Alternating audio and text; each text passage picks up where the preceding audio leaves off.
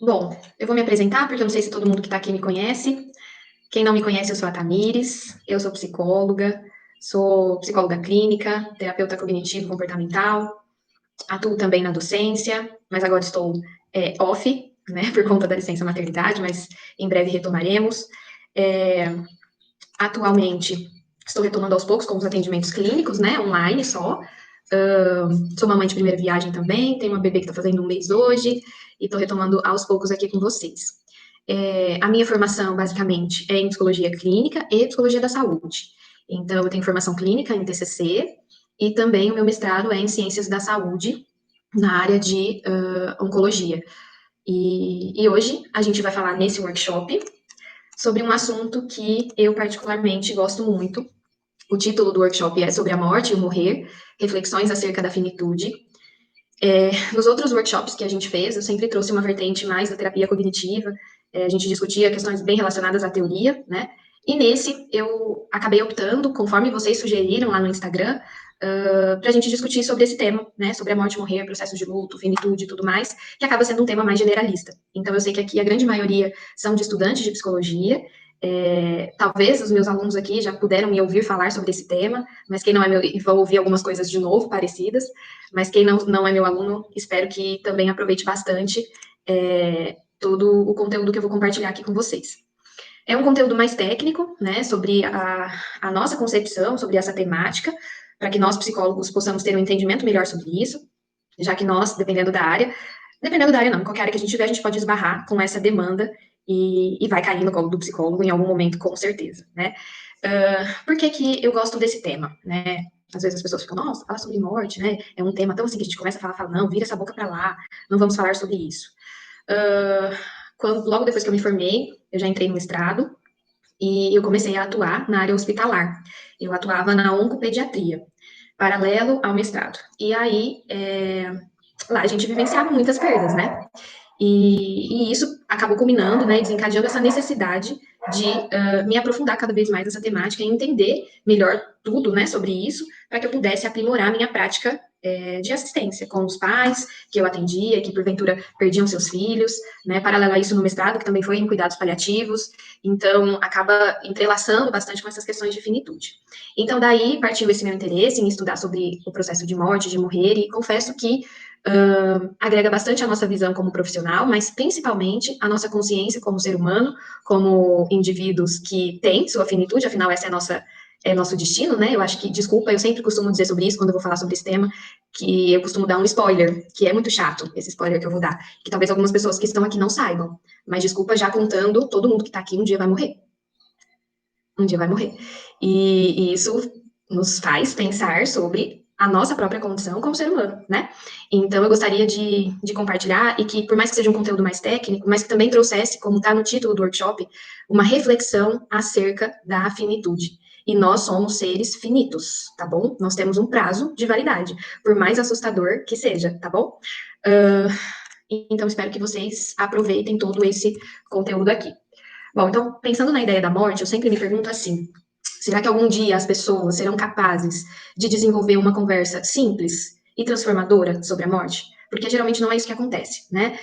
Geralmente nos nossos contextos que estamos inseridos, se alguém traz essa temática, vira essa boca pra lá, não vamos falar sobre isso. Se alguém tá no almoço de domingo e fala, eu gostaria de doar meus órgãos se eu morresse, vira essa boca pra lá, vai atrair, que não sei o quê. Então não é um tema que as pessoas conversam de maneira simples, né? Isso acaba sendo ainda um imenso tabu. E se vocês, eu acredito que a grande maioria aqui pode estar no computador ou no celular, eu acredito que só tem essas opções, ou tablet, não sei. Se vocês pesquisarem no Google, colocarem lá morte, e irem no Google Imagens, vocês podem ver o que vai aparecer. A gente tem toda essa construção de olhar para o processo da finitude, para o processo da morte, como algo distante, como algo ruim, como algo medonho, como algo assustador. E eu não estou dizendo que não é, tá? E também não estou romantizando aqui, falando que é lindo morrer, não é isso, pelo amor de qualquer coisa, tá? O que eu estou querendo dizer é, nós temos toda essa construção social acerca do morrer, que é assustadora. E se é assustadora, as pessoas não falam sobre isso. E se as pessoas não falam sobre isso, as pessoas não se organizam, não se preparam e não digerem tudo isso, e em algum momento elas vão passar, né? Vão perder pessoas que são importantes para elas. E isso, quando não se é pensado e refletido, acaba gerando toda essa desorganização, lutos patológicos, né? Enfim. E a gente está vivendo agora um momento de muitas perdas, né? Com toda a pandemia, com toda essa situação que a gente está inserido agora. Então, acaba que a gente está experimentando, né, uma avalanche de perdas, de mortes e de várias outras coisas que acabam acarretando tudo isso. Mas imaginei uma criança, né? Eu sempre costumo dizer, criança procura tudo no Google, sabe? Procurar. E aí um coleguinha fala que a mãe morreu. Aí ele fala morte, mas o que é morte? Porque os pais não falam com criança sobre morte, né? Nem os adultos conversam, com criança é mais raro ainda. E aí ele dá um Google, aí ele vai ver lá, no Google Imagens, o que é morte? Vê esse anjo da morte, vê essas caveiras, essas coisas assustadoras. Então, daí a gente já começa a perceber como tudo isso acontece. Mas se a gente pudesse definir um conceito de morte, o que é a morte, né? Literalmente, a gente entende a morte como uma cessação definitiva da vida. Ou seja, acabou, cessou, não tem mais, não vive mais. Então, a morte é cessar o que a gente entende por vida. E nós estamos vivos agora, eu espero, né? E acredito que todos que estão aqui estejam, óbvio. E a morte nada mais é do que cessar essa vida. Eu estou dizendo isso porque a gente sabe num conceito de que às vezes as pessoas não estão vivas dentro das vidas delas. E a gente morre como a gente viveu, né? E se eu não vivi plenamente, muito dificilmente o meu processo de morte, de morrer, vai estar relacionado a isso, né? E nós, como seres humanos, a gente precisa entender que nossa condição é ser mortal. O nosso destino, de todo mundo que está aqui, igual eu já falei para vocês, é a morte. Nós só temos duas certezas na vida, e isso eu costumo dizer sempre. A primeira é que nós nascemos, óbvio. E a segunda é que nós um dia vamos morrer. Então, essas são as duas únicas certezas que nós temos. E não adianta questionar, né? Então, a morte, ela não faz parte da vida, mas ela não nega a vida. A morte só acontece porque a vida acontece, elas não são contraditórias, muito pelo contrário. E se a gente pensar num campo biológico, nascer e morrer são partes dessa vida, num processo. Mas nós passamos grande parte da nossa vida não pensando sobre a morte. E aí eu gostaria que vocês refletissem sobre isso. Quando a gente pensa também no processo de morrer, a gente precisa considerar uma coisa que é o tempo. O que vai separar o nascimento da morte é o tempo. Então, o que está no meio dessas duas coisas, dessas duas certezas, é o tempo. Alguns têm mais tempo, outros têm menos. E a vida é o que a gente faz dentro desse tempo. É a nossa experiência, de enquanto eu nasci até quando eu vou morrer. Então, olhem para isso como um espectro mesmo. Então, eu tenho o nascimento até a minha morte, o que tem dentro desses dois pontos é o tempo. E a vida é o que eu faço dentro desse tempo. Né? Então, tem um livro que eu sempre indico aqui, que eu acho que todo mundo deveria ler, pelo menos uma vez na vida, que é A Morte é um Dia que Vale a Pena Viver, da Ana Cláudia Quintana Arantes, e tanto que muitas das coisas que eu vou falar aqui é advinda do livro dela. Então ela diz que quando a gente passa a nossa vida esperando o fim do dia, o fim de semana, esperando as férias, esperando o final do ano, esperando a aposentadoria, é como se a gente estivesse torcendo para que o dia da nossa morte se aproxime mais rápido, porque eu quero que o tempo passe mais rápido. E o que me separa do nascimento até a morte é o tempo. Então se eu não vivo esse tempo no aqui e agora, e eu sempre quero adiantar logo isso, eu também estou querendo adiantar a minha morte, né? Se isso fizer algum sentido para vocês. E aí a gente precisa pensar que, com ou sem prazer, nós estamos vivos 100% do tempo. E o tempo, ele vai correr em ritmo constante. Então, a vida, gente, ela acontece todo dia. Todos os dias nós estamos vivos, nós estamos dentro desse tempo. Só que poucas vezes a gente tem... a gente se dá conta disso, né? Poucas vezes a gente consegue compreender todo esse processo. Se eu estiver falando muito rápido, vocês me avisam. Eu acho que eu perdi um pouco o time desse tempo que eu fiquei off aqui. Mas vocês vão me avisando. Deixa eu retomar aqui. Falando do medo da morte agora. A gente evita falar sobre isso, né? Nós evitamos falar sobre esse tema na grande maioria das vezes. E nós, geralmente, não somos preparados para as perdas. Nós não temos uma preparação, uma educação sobre perder. Nós temos sobre ganhar, né? Então, a Ana Cláudia também sempre diz isso. A gente sempre se inscreve e lê coisas, como ganhar tal coisa, como, enfim, como conseguir tal coisa, mas a gente jamais se inscreveria em algo de como saber perder. E, na verdade, é quando a gente perde que acaba que o sofrimento, quando a gente perde em qualquer sentido, né, que o sofrimento acontece. E na sociedade ainda tem esse tabu sobre a morte, isso não é coisa da minha cabeça, talvez vocês podem confirmar isso.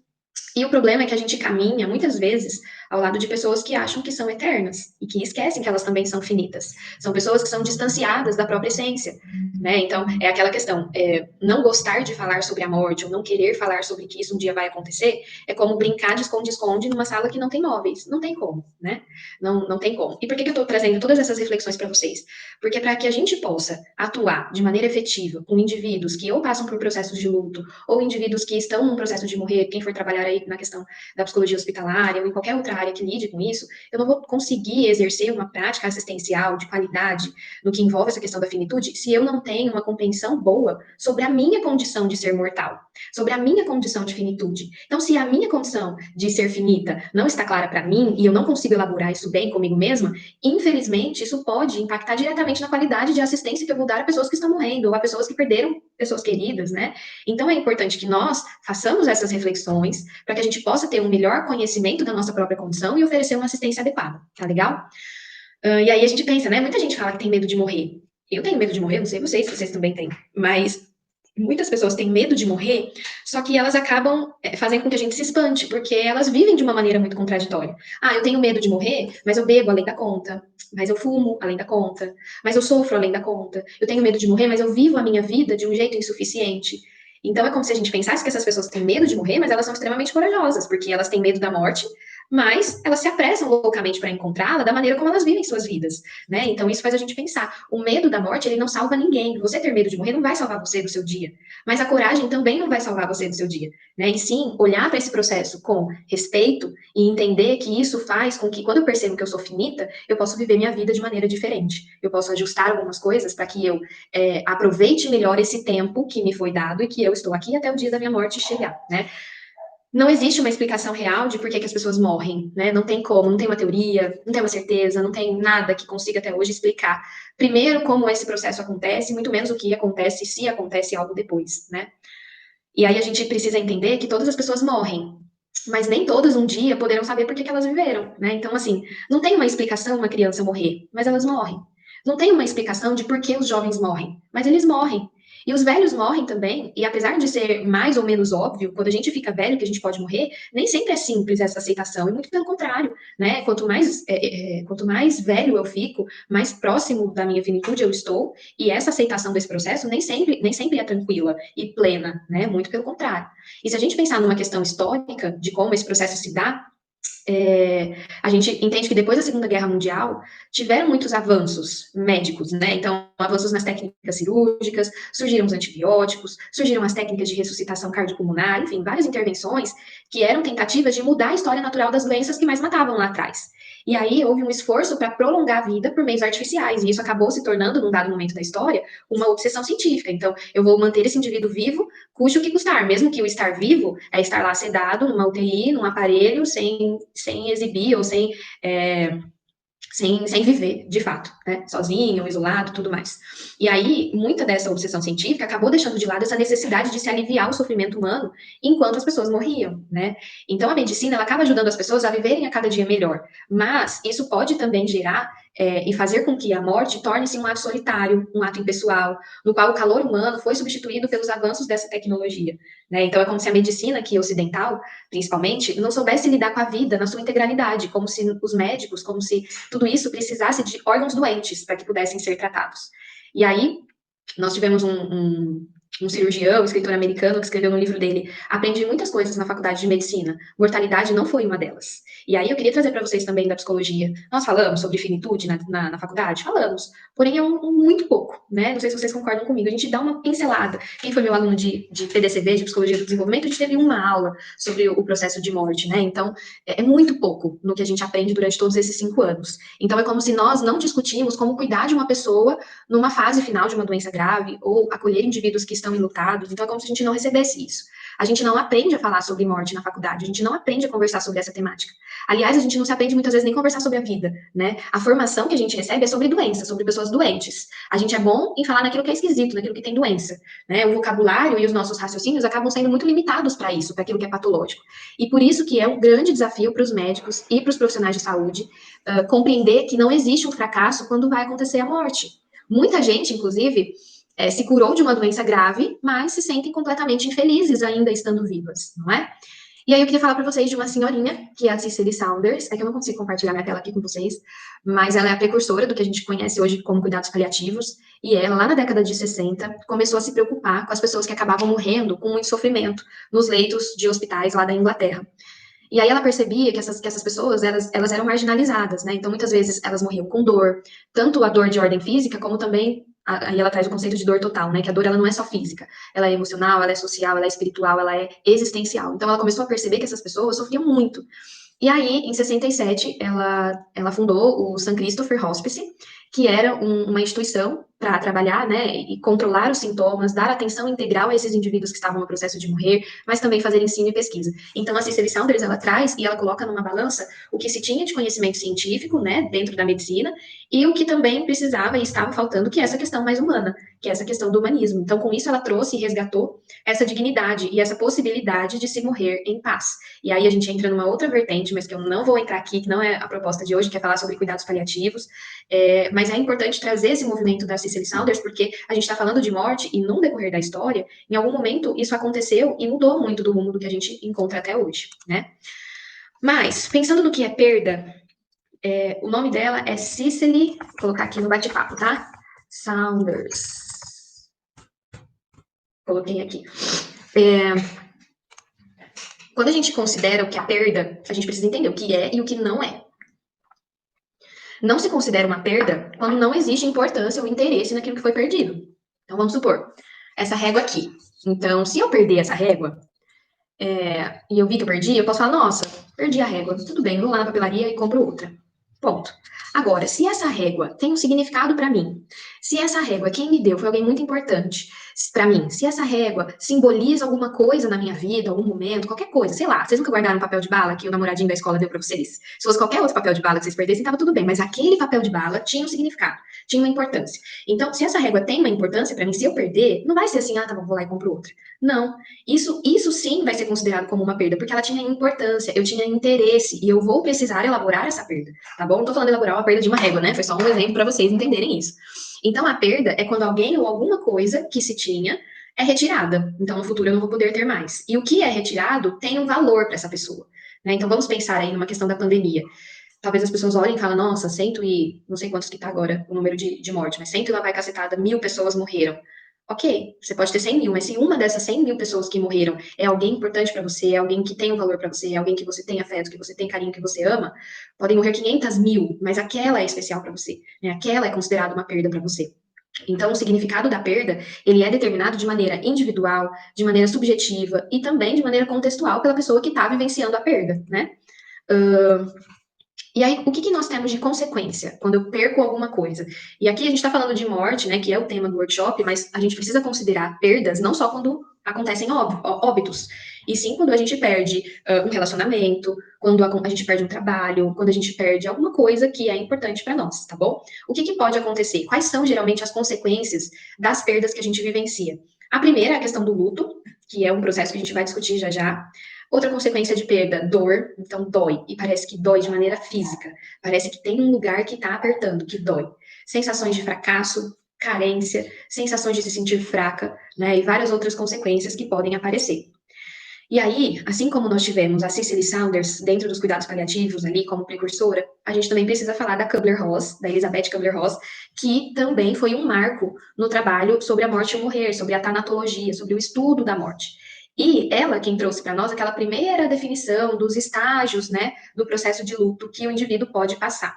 Eu não sei se vocês conhecem aqui, a gente já fala hoje em dia em outros modelos de processos de luto, né, em outras apresentações, mas esse é o clássico e eu vou passar para vocês mesmo assim. Então, é como se a primeira reação fosse a negação e o isolamento. Então, isso não pode estar acontecendo, o diagnóstico está errado, esse médico não investigou direito, essa pessoa não morreu, está errada, era outra pessoa, e confundiram, que entra nessa ideia de negar aquilo que acontece. Outra coisa que também pode acontecer é a raiva. Então, por que eu? Por que comigo? Não é justo. O que eu fiz para merecer isso? Por que Deus fez isso comigo? Enfim, cada um dentro da sua crença pode reagir dessa maneira, de maneiras diferentes. Depois a gente tem o estágio da barganha, que é quando as pessoas começam a tentar fazer acordos, né? Então, se essa pessoa viver, eu serei uma pessoa melhor. Se tal coisa acontecer, eu prometo fazer outra coisa, enfim. Temos também a depressão, que é quando o indivíduo se sente deprimido, se sente triste, acha que ele nunca mais vai conseguir retomar sua vida, acha que as coisas não vão acontecer mais da maneira como aconteciam. E depois a gente tem a aceitação, que é Quando a gente entende que isso aconteceu, que é um processo, e que o que tiver que ser acontecerá, enfim, a gente entra no processo de aceitação. Tamires, esses estágios acontecem de maneira linear, um atrás do outro? Não, não acontecem um atrás do outro. Eles, inclusive, tem pessoas que nem passam por alguns desses estágios. Isso é um processo fluido, ele não é sequencial. Então, um passo depois do outro, não. Existem pessoas que, inclusive, mesclam, vão para um lado, depois voltam para o outro estágio, depois vai para o outro. Isso é um processo que não é sequencial, tá bom? Porque o processo de luto, ele é um processo dinâmico, ele é individual. Então, a forma como eu vou vivenciar um luto, se eu perder uma pessoa, é totalmente diferente de outra pessoa que perdeu outra pessoa. Então, isso é um processo extremamente individual e multidimensional pelo qual a pessoa que perdeu alguém ou alguma coisa está vivenciando. Inclusive, a gente percebe isso na mesma família. Por exemplo, às vezes, lá no hospital, às vezes uma criança, às vezes uma criança falecia, e a forma como a mãe lidava com essa perda era totalmente diferente da forma como o pai lidava com essa perda. E a gente está falando da mesma pessoa, tá bom? Então, o que eu quero dizer? Não existe uma forma que todo mundo vai vivenciar dentro dessas perdas. O que acontece é, às vezes, a mesma pessoa faleceu na mesma família e pessoas da mesma família vivenciam de maneira extremamente diferente cada uma, porque isso é um processo individual, tá bom? E não tem certo e não tem errado. Ah, tem que chorar, tem que sofrer, tem que isso, tem que aquilo. Não, isso é um processo extremamente individual. Alguns fatores podem influenciar, sim, como esse processo do luto vai acontecer, como, por exemplo, a idade. A forma como uma criança vivencia um luto é totalmente diferente do que um adulto vivencia. O suporte social que essa pessoa vai ter, a forma como essa morte aconteceu, né? Se foi uma morte inesperada, apesar que todas as mortes são esperadas, porque isso acontece, mas foi uma morte abrupta ou foi uma morte lenta, né? Um processo de doença. Outra coisa que influencia o processo de luto, as habilidades que essa pessoa adquiriu em experiências anteriores, né? Então, tudo isso vai acontecer dentro desse contexto. Então, por exemplo, eu vou dar um exemplo para vocês de um caso que teve no hospital, de uma mãe que teve, há 12 anos atrás, ela teve um filho que teve um câncer e ele morreu. E depois de 12 anos, ela teve uma outra filha que teve um outro câncer e que também estava num processo de terminalidade já. E essa mãe lidava com essa nova perda que estava acontecendo de uma maneira muito dificultosa, porque a vivência que ela teve com o outro filho há 12 anos atrás, há 12 anos, foi extremamente traumática. Em uma outra instituição, zero humanizada, foi uma situação muito difícil para essa mãe. E essa experiência que ela teve lá atrás influenciou totalmente e diretamente essa nova experiência que ela estava vivenciando, infelizmente, né? E aí a gente começa a pensar, mas como que a criança, então, vivencia o luto? Como que é para ela organizar todos esses processos de perda? A gente precisa entender a questão do desenvolvimento também. Então, a gente compreende que uma criança de 4 anos tem um processo cognitivo totalmente diferente de uma de 10, né? Então, se a gente fosse colocar assim de maneira bem arredondada, até uns 5 anos, essa criança pode considerar a morte como reversível. Então, ela acha que a pessoa morreu, mas que a pessoa pode voltar. Ela compreende que isso ainda pode acontecer. Então, a mãe do meu coleguinha morreu, mas ela pode voltar. Então, entendem esse processo ainda como reversível. Quando a gente começa, essa criança começa a entrar na terceira infância, geralmente ali uns 8, 9, até os 10 anos, essa criança já começa a internalizar alguns processos mais complexos da perda, tá? Então aí ela já começa a entender que eu tô ouvindo um chorinho, talvez a gente tenha uma participação especial, mas vamos aguardar ali, se a vovó não conseguir combater, já aparece aqui. Até ali, depois essa criança começa a compreender e internalizar esse processo de perda. Quando a gente entende o adolescente, ele geralmente não está muito preocupado imediatamente com essas questões de morte, porque isso parece que não faz parte ali daquele momento, né? Parece que a morte ainda está num futuro muito longe para que isso aconteça. E aí, uma coisa que é extremamente importante da gente discutir e apresentar para as crianças quando acontece um processo de morte, né, de perda, eu sempre digo isso. Quem foi meu aluno sabe, já deve ter ouvido eu falar várias vezes, quando eu falei sobre esse tema em algum momento. A criança ela precisa absorver 3 aspectos sobre esse processo de perda. O primeiro aspecto é a questão da universalidade. O que isso quer dizer? A criança precisa entender que a morte ela é universal, que ela vai acontecer com todo mundo e que todo mundo que está vivo, eu digo todo mundo, pessoas e animais e plantas e tudo que é ser vivo, um dia vai morrer e que essa é uma condição natural. Então, o primeiro conceito que a criança precisa absorver é essa ideia da universalidade. E, gente, eu não tô falando que é simples conversar sobre morte com criança, não é. É um processo difícil. E tanto que é muito comum, né? Eu sempre uso o exemplo. Se a criança tem um peixinho e o peixinho morre, é muito mais cômodo para os pais ir lá na veterinária e comprar um outro peixinho e colocar igualzinho ali para a criança não perceber que o peixinho morreu, do que discutir e conversar de maneira lúdica, né? Para que essa criança entenda que o peixinho morreu e que essa é uma oportunidade para se refletir dessa universalidade de que tudo que é vivo um dia vai morrer, né? Mas é muito mais cômodo e é muito mais simples para os pais ir lá comprar um peixinho igualzinho e dar. O gatinho morreu, eu compro um gatinho igualzinho, adoto um gatinho igualzinho e dou. Um segundo conceito é da irreversibilidade. Então, o primeiro é universalidade. O segundo que a criança precisa entender é o da irreversibilidade. O que é isso? Compreender que quando alguém morre, ou quando alguma coisa morre, não volta mais, não vai voltar a viver. Uma vez que morreu, não volta mais, e isso é cruel. E isso é muito cruel para que a gente discuta e apresente para a criança, né? E um terceiro conceito, que é a causalidade, que as pessoas ou as coisas morrem porque aconteceu alguma coisa. Então, se a pessoa morreu, ela morreu porque ela sofreu um acidente. A pessoa morreu, ela morreu porque ela estava doente. Acho que a gente vai ter uma participação especial, gente. Vamos ver aqui. Quer? Ai, gente, eu vou ter que, assim, só um minutinho, porque agora é a hora do TT. Isso a gente não tem controle, mas ela vai estar no TT e eu estarei aqui com vocês. Espera aí só um minutinho.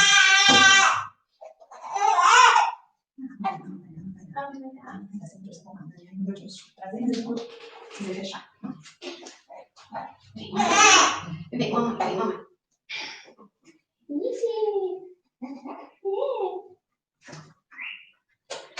Pode. Temos uma participação especial. E eu continuarei aqui depois que ela mamar, eu mostro ela pra vocês, que na hora que ela quer e não tem o que fazer, tá bom? Então, seguiremos aqui. Ai, gente, essa vida de mãe. Imagina a hora que eu deixar esse workshop gravado, as pessoas que não me conhecem falam, quem que é essa louca da mamar no meio do negócio? Estou me adaptando. Oi, meu amor, a mamãe tá dando aula. Isso, não engasga porque me desespera. Depois eu mostro ela pra vocês. Bom, cabelo dérrima, ó, cabelo dérrima. Seguiremos. E o terceiro conceito que eu falei para vocês é o conceito da causalidade, que é quando as pessoas morrem, elas morrem porque aconteceu alguma coisa, né? Então, um acidente, uma doença ou qualquer outra coisa que possa influenciar. Como eu falei para vocês, o processo de luto, ele é um processo de transição e ele é inevitável. As pessoas vão passar por ele. Independente de como cada um passa, todo mundo passa. E é o processo que vai oferecer a condição de que essa pessoa se adapte à perda que ela está vivenciando. Uh, e aí a gente precisa compreender outra coisa, que em apenas uma morte podem acontecer várias perdas. Então, às vezes a pessoa morreu, vamos supor, o pai morreu. O pai morreu, só que aí essa mãe dependia totalmente desse pai, e aí não foi só a perda do pai, aí eu perdi a escola que eu estudava, eu perdi o carro que eu tinha, eu tive que mudar de casa, eu perdi a pessoa que me levava para a escola. Então, em uma morte, acontecem várias perdas, né? E outra coisa que envolve o processo de luto é que esses episódios de recaídas, eles são comuns e eles são esperados que aconteçam. Em diferentes momentos, isso vai retomar de alguma outra forma. E tá tudo bem, né? E aí eu queria trazer para vocês uma passagem do livro da Ana Cláudia, que eu acho que faz muito sentido isso, que ela diz pra gente que não existe a possibilidade de se ter uma morte que é absoluta, que se desintegra todas essas dimensões de um ser humano, tá? Ela diz que quando a morte acontece, a gente só tá falando da questão física, do corpo físico. Não há uma desintegração de alguém que viveu e que foi importante para nós. E aí ela traz a passagem sobre o pai dela. Então ela diz, eu vou ler para vocês, tá? Meu pai morreu, mas continua sendo meu pai. Tudo que me ensinou, tudo que me disse, tudo que vivemos juntos continua vivo em mim. As duas únicas verdades com que preciso aprender a lidar a partir da morte dele são: primeiro, que ele se tornou invisível. Segundo, que não teremos um futuro compartilhado na nossa relação. Haverá momentos em que pensarei nele, sentirei muita saudade e refletirei sobre os conselhos que me daria diante de dilemas que ainda virão. Mas, a depender de como eu decidir viver o meu luto por sua morte, saberei encontrá-lo dentro de mim nessas experiências que ainda me aguardam. Então eu arrepio. Mas é exatamente isso. Quando há uma perda, quando há um óbito, isso se relaciona única e exclusivamente com a questão do corpo físico. Todas as outras dimensões, o que essa pessoa significa para você, o quanto você ama essa pessoa, as experiências que você teve com essa pessoa, não se desintegram junto com a morte, né? E aí, diferente da perda de um pai, ou de uma mãe, ou de um marido, ou de uma esposa, quando a gente pensa na perda de um filho, isso é muito diferente, tanto que aquele que perde um filho nunca nem foi nomeado. Então, por exemplo, se eu perco meus pais, eu sou órfão. Se eu perco minha esposa, eu sou viúvo ou viúva. Agora, se eu perco um filho, isso não tem nome, né? Trata-se de uma dor tão sem tamanho que não tem nem nome para que pudesse descrever. E quando a morte acontece, ela é um evento da família. Então, imaginem que é como se fosse uma gota que pinga numa bacia, que tem diversas dimensões. Então, é como se a morte ela causasse diferentes ondulações nessa família, que a perda é um evento da família, né? Não é algo individual só. E quando a gente fala da perda de filhos, é considerado como inimaginável. E agora eu posso compartilhar isso com vocês. É inimaginável, não tem como você pensar nessa possibilidade, né? Quem vivencia isso é uma experiência muito intensa. É como se o curso da vida tivesse sendo experimentado fora do tempo previsto, como se fosse uma injustiça alguém morrer antes do tempo. Além do que, é um desafio muito grande para o casal que está vivenciando tudo isso. Né? Alguém que perde seus filhos dentro desse contexto, acaba sendo um desafio extremamente importante para essa família. Como se também houvesse a perda de identidade. Então, por exemplo, tive uma mãe que quando ela tinha um filho só, e ele acabou falecendo. E aí, no momento ali do desespero, enquanto eu acolhia, ela me dizia, ela falava, Tamires, eu só tenho ele. Então, se eu perdi ele, eu não sou mais mãe. Agora eu não tenho mais filhos, então eu não sou mais mãe, né? Então eu perco a minha identidade, eu me desconecto, pelo menos naquele primeiro instante, de quem eu realmente sou e de o que eu pude prover para aquele indivíduo, né? E isso pode gerar sentimentos de desamparo, de culpa e tudo mais. E aí, pensando agora no luto, muitas pessoas podem perguntar quanto tempo vai durar o luto. Não existe um tempo exato, não existe um tempo cronometrado que vai acontecer em tanto tempo. Questões culturais podem influenciar. Então, por exemplo, a questão da roupa preta, dos feriados, enfim, isso pode influenciar de alguma forma. Independente do tempo de cada um, o que vai importar é que o enlutado apresente melhoras à medida que o tempo passa. Então, óbvio, nos primeiros momentos ali, é uma situação extremamente desafiante e conturbada para aquele indivíduo. Mas o que a gente espera é que quanto mais o tempo passa, mas ele apresente melhoras, né? Eu costumo dizer que, geralmente, o primeiro ano é o ano mais desafiador para o indivíduo enlutado. Então, esses primeiros 12 meses. Por quê? É o primeiro aniversário que vai passar sem a pessoa, é o primeiro Natal que vai passar sem a pessoa, é o primeiro Dia das Mães, Dia dos Pais. Essas primeiras datas comemorativas que vão remeter a quem faleceu, acaba sendo um desafio muito grande, né? E é claro, esse primeiro ano é um grande desafio e a tendência é que a pessoa vá melhorando conforme o tempo passa, mas não quer dizer que ela não tenha recaídas e que essas recaídas, essas ondas do luto, são extremamente esperadas, né? Aí as pessoas sempre perguntam, mas quando é o momento certo de desfazer das roupas, dos objetos, dos quartos, etc. Não tem uma regra rígida para isso, né? A gente não tem um tempo, olha, 3 meses. Não, não tem como falar isso. Esse luto, ele é individual. Existem pessoas que demoram mais, existem pessoas que demoram menos. Mas isso vai acontecer de uma maneira extremamente individual de cada um. O que a gente precisa entender e observar é o que a gente entende de luto estacionado. Há muitos anos, essa pessoa vivencia o luto como se fosse no dia anterior que essa pessoa tivesse falecido. E aí a gente precisa investigar, obviamente. Uma das coisas que a gente precisa compreender como profissional para acolher famílias enlutadas, pessoas enlutadas, o que é necessário? Primeiro, entender melhor o processo do luto. Compreender como tudo isso acontece. Ter essas reflexões que vocês acordaram cedo num sábado para me ouvir falar sobre isso, né? E espero que depois vocês continuem pensando sobre isso. Compreender é muito importante. Outra coisa, entender os recursos que cada pessoa tem para vivenciar esse processo. Além disso, identificar se esses indivíduos têm tendências relacionadas a perdas anteriores, como eu falei para vocês, aquela mãe que vivenciou uma perda de um filho há 12 anos. E outra coisa também, para a gente ter uma atuação adequada, é conhecer os limites quanto ao que a pessoa pode enfrentar naquele momento. E aí, o que não dizer quando alguém perder alguma pessoa importante, né? O que não dizer para uma pessoa enlutada? Anotem. Psicólogos e futuros psicólogos. Primeira coisa, foi melhor assim? Não foi melhor assim. Para a pessoa que perdeu alguém, não foi. O melhor era aquela pessoa estar viva, né? Então, isso daqui é a lista do que não dizer, para vocês não levarem uma. Que foi? Calma aí, que tivemos aqui um impasse. Não? Não quer mais.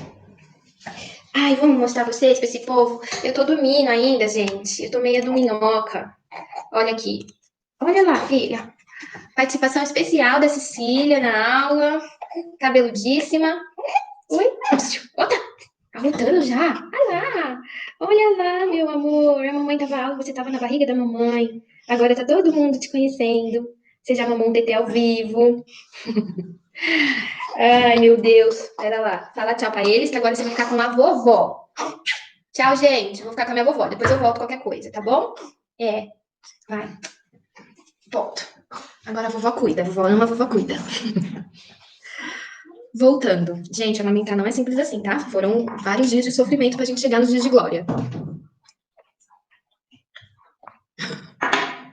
Voltando.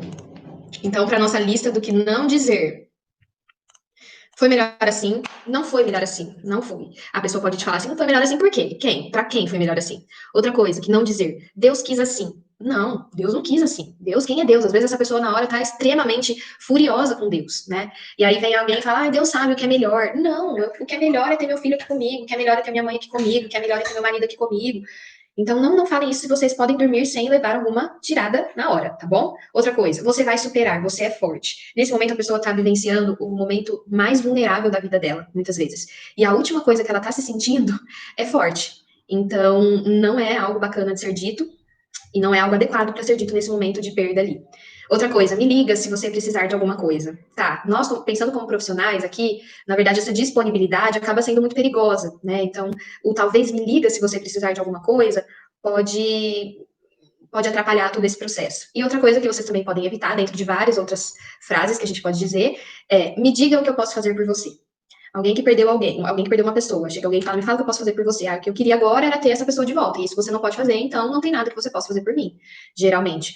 Então, muitas vezes, gente, a forma do acolhimento, pensando no óbito ali, que acontece no momento, ou quando a gente recebe pessoas enlutadas, menos é mais, né? Então, às vezes, uma água que você pega para esse indivíduo, um abraço que você dá, um aperto de mão que você segura, um cabelo que você prende, às vezes essas mínimas coisas têm um efeito, e um efeito de acolhimento mesmo, muito maior e muito mais importante do que qualquer coisa que a gente fale. Porque nesse momento a gente não tem que falar nada, a gente tem que ouvir e a gente tem que acolher, tá? Mas para viver tudo isso é preciso muita maturidade e muita competência como ser humano para administrar todos esses sentimentos que podem aparecer enquanto nós, equipe, atendemos indivíduos enlutados ou que estão vivenciando óbitos ali recentemente, tá? E uma grande parte desse saber está ligado à nossa própria história pessoal, como eu falei para vocês no começo do workshop.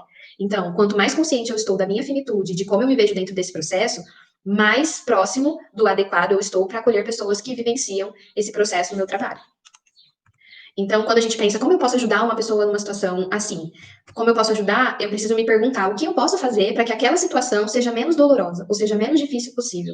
Então, por exemplo, uma vez eu acolhi um óbito na internação, e a irmã da paciente adolescente que tinha falecido, ela estava muito fragilizada, muito mobilizada com tudo aquilo, então ela chorou muito. E ela se debruçou sobre a paciente, e ela tinha um cabelo muito grande, assim. Então ela chorava, o cabelo misturava com as lágrimas, virava tudo aquilo e tal.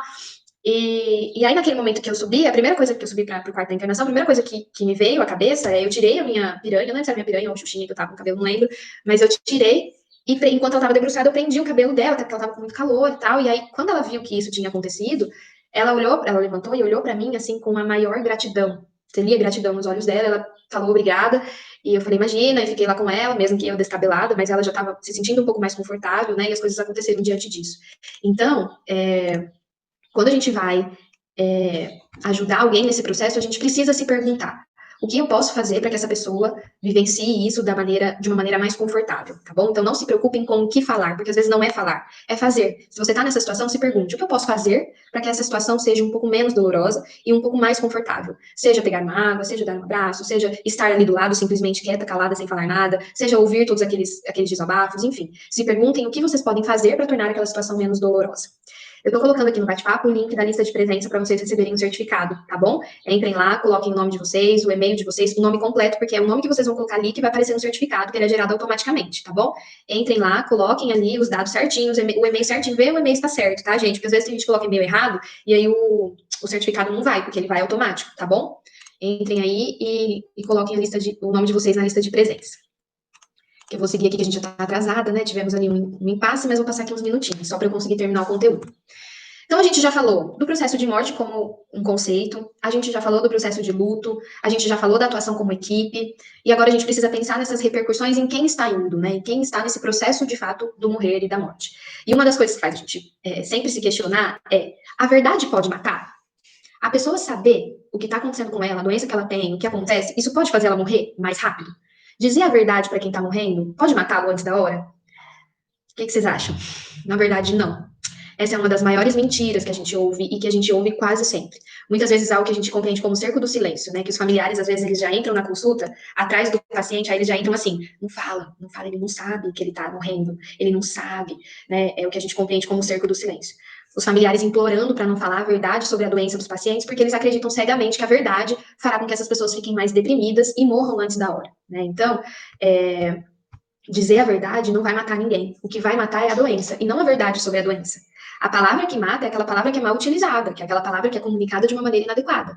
E um dos maiores desafios que nós, como profissionais de saúde, encontramos é convencer a família de que o paciente tem o direito de conhecer sobre a sua condição de saúde, né? As famílias pensam que poupam seus amados quando mentem, sem saber que seus amados também estão mentindo para poupá-los. Então, vira esse cerco do silêncio e essa coisa maluca. Tanto que tinha um pacientinho lá na pediatria que a mãe não queria falar para ele que ele estava lá investigando que o que ele poderia ter era câncer.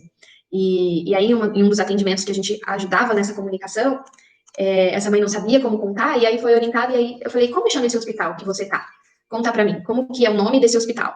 Aí ele falou: Hospital de Câncer de Barretos. Aí, de câncer? Eu tenho câncer? Aí foi o momento que a gente entrou para discutir, de que não sabemos ainda, o que você tem ainda está sendo investigado, pode ser que seja, pode ser que não seja, e a partir desse, abre o portal para que a gente possa intervir e discutir com essa criança que aconteceu nesse caso específico que eu estou dizendo para vocês. Mas eu compreendo, não é simples para alguns pais discutirem sobre tudo isso, né?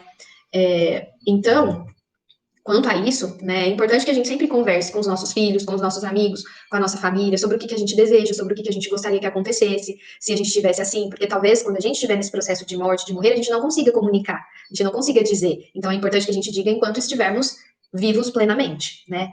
O processo de terminalidade, o processo do indivíduo que caminha para o fim, é um sofrimento emocional muito intenso. Então, o doente, ele começa a entrar em contato com a sua mortalidade. E entrar em contato com a mortalidade faz ele ter consciência que vai levar a buscar um sentido para sua existência, muitas vezes, né? E aí, assim como a Ana Cláudia Quintana Arantes diz no livro dela, ela fala que é impressionante como todo mundo que adquire, como todos adquirem uma verdadeira antena, captadora de verdade, quando elas estão se aproximando da morte. Então, não tem nada que te enrola quando você está morrendo, não tem nada que te tire do seu centro. A pessoa, ela tá inteiramente atenta àquilo que é verdade, àquilo que faz sentido para ela, né? Como se as pessoas ficassem mais lúcidas quanto mais próximas do fim.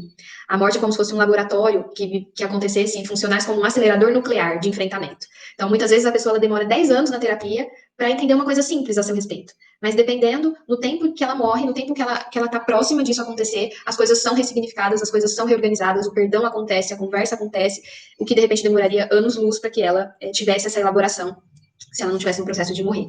Então, quando a gente adoece, é como se a percepção do tempo fica muito diferente de quando a gente está saudável, né?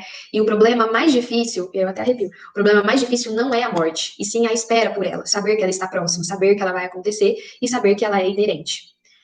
E aí a gente chega na aceitação, mas essa aceitação muitas vezes ela só acontece quando há uma piora clínica considerável, assim, quando há uma piora clínica significativa, quando esse indivíduo já não consegue mais falar, quando esse indivíduo já não consegue mais se movimentar, quando isso vai ficando cada vez mais significativo.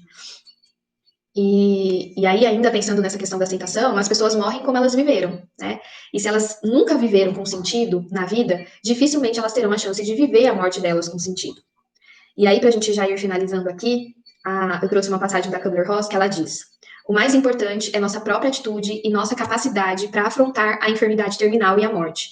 Se a morte é um grande problema na nossa vida, e se a gente vê a morte como um tema tabu, aterrador e horrível, nós nunca poderemos ajudar um paciente a enfrentá-lo com tranquilidade. Que é aquilo que a gente discutiu, né? Se isso ainda é muito nebuloso para mim como pessoa, para mim como profissional, isso pode interferir de maneira negativa.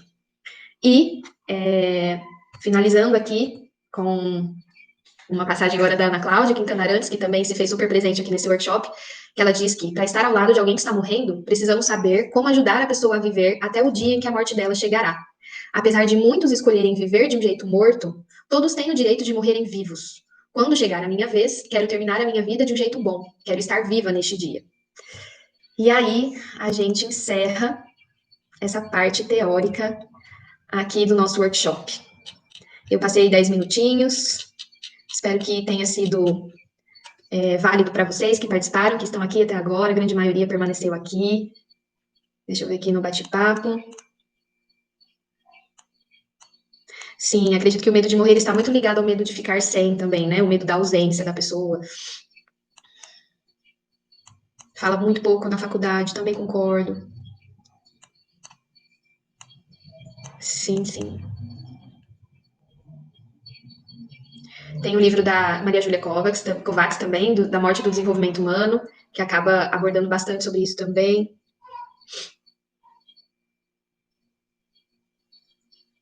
Ai, meu filho tem 3 anos e assistir um desenho em que a mãe de um personagem morre, ele saiu da sala e foi deitar na cama dele, me disse que estava triste.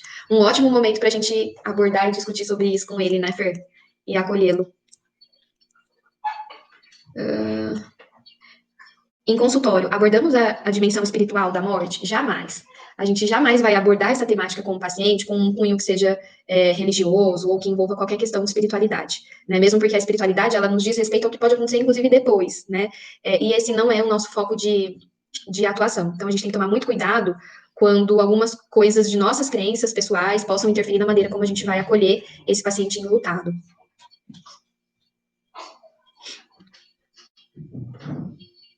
Uhum. Agora, com os atendimentos online, como seriam feitos esses acolhimentos? Realmente é muito desafiador, né? Porque não tem o calor, não tem o abraço, não tem o afeto. Eu não sei como está sendo isso na dinâmica hospitalar, já que eu não estou mais na assistência do hospital, né?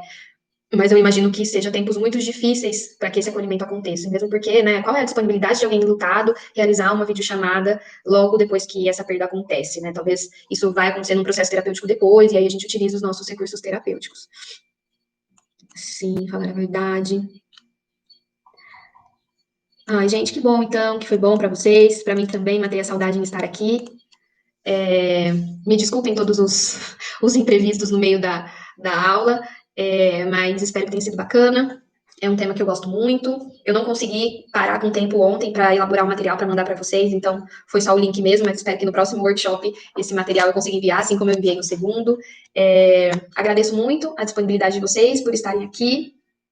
E eu espero que vocês sejam cada vez mais conscientes da finitude de vocês, cada vez mais conscientes que vocês são finitos, que vocês não são eternos, e que ao entrar em contato com isso, vocês possam ressignificar a maneira como vocês estão vivendo esse tempo que vocês ainda têm, tá bom? Um beijo para todo mundo. Eu vou deixar gravado aqui no YouTube, o workshop, para quem não conseguiu assistir. Quem não conseguiu assistir, também me desculpe, estiver assistindo agora gravado. A gente teve que ter esses imprevistos, teve que ter um TT ao vivo, mas tá tudo certo e as coisas vão se organizando. E, gente, só para a gente finalizar, então, na semana que vem tem o nosso grupo de estudos em terapia cognitiva, no sábado também, das 10 ao meio-dia. E tem ainda algumas vagas, quem quiser se inscrever, tem todos os dados, todas as informações lá no meu Instagram. O nosso primeiro encontro vai ser sobre a avaliação e contestação a nível de pensamentos. Tem bastante gente que está lá inscrito, que eu sei que está aqui também, que vai me ver semana que vem. E eu já aviso que pode ser que tenha TT ao vivo de novo, mas a gente vai seguindo aqui. Quem quiser saber mais do grupo de estudos, pode me chamar lá no Instagram, que eu aviso vocês e passo todas as informações também, tá bom? Espero que vocês tenham um final de semana ótimo. Aproveitem a vida de vocês. Aproveitem a vida das pessoas que vocês amam. E um beijo e a gente vai se falando então. Qualquer coisa vocês podem me chamar, tá bom? Sabadão agora, Pedro. Um beijo, gente. Até mais.